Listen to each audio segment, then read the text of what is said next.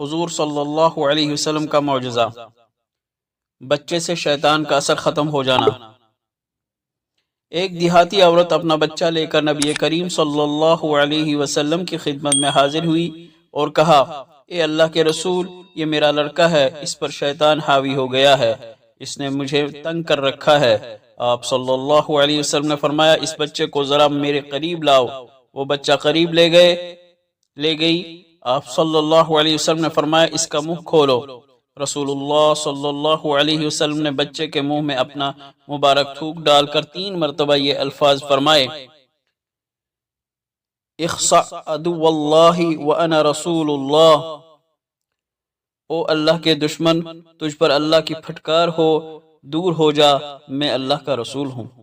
3 بار یہی کلمات کہہ کر فرمایا، اب اپنے بچے کو لے جا، اب یہ بالکل اچھا ہو گیا، آئندہ اس کو